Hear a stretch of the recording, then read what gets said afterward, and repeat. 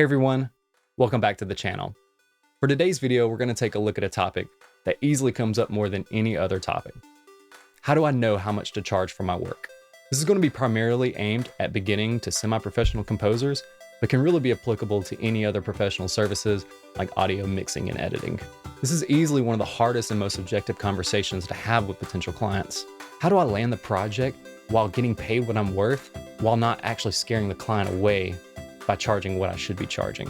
We've all been there. There's a few points or tips that I like to share that may help or even make that conversation a little easier for you. Let's start by asking yourself, what do you feel your time is worth to yourself? And this can just be generally, not as a composer or an audio engineer.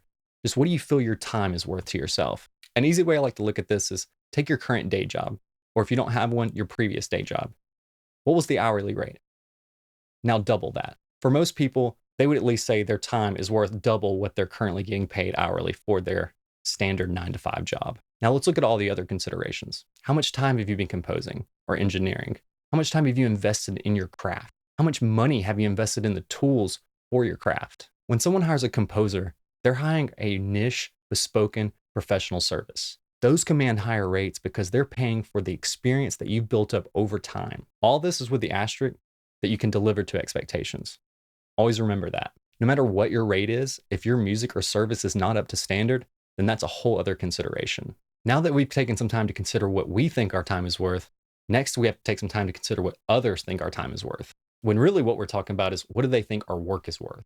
This can be very challenging, but there's a few tips that I can share to help you come up with that answer. When talking to a prospective client, you can literally just ask, what do you expect to pay for something like this? The reason I say that is early on, some of the people that may be hiring you really might not even know all the considerations and time that goes into creating your work or your service. Maybe they need a little education. On the other hand, they may know exactly what it takes, and this is a great way for you to gauge that. Or classic, do you mind sharing your budget?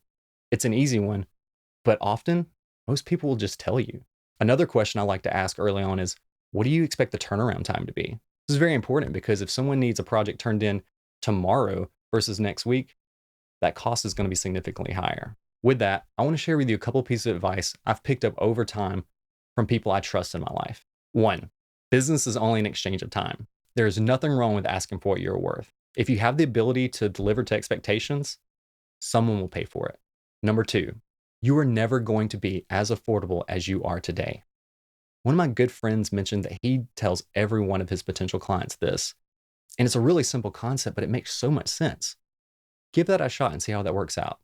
Lastly, you will have to value your work before someone else will. If you continuously undercut yourself just to make a few quick bucks, then you will become that person known not for the way they deliver, but because they will take a lower price. And it will probably even lead to projects that you don't even want, and you'll hate yourself for it. Trust me. This is not me saying don't ever take lower paying projects. You're going to. Everybody starts somewhere. But just remember to value your work. And I had to do the same thing just so I didn't become known as that person early on. So funny story. Early on, when I was trying to get new projects, I was bidding on a corporate promo. And I sent the client my quote. And the client responded back with one line, ask for more. And ended up paying me double. That was the moment I realized that the client valued my time more than I valued it. I never did that again. Underselling yourself simply makes you lose credibility. If you don't value your work, why would anybody else? And why should they think it's any good? One last story and I'll let you get out of here.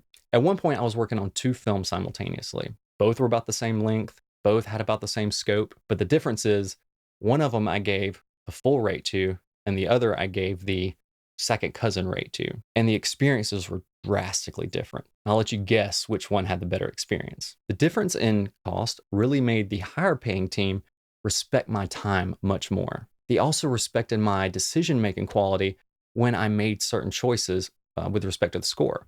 Or if I needed to stand up for a choice I made, my opinion was much more validated. Now, the team that got the second cousin rate, there was revisions, multiple revisions asked for.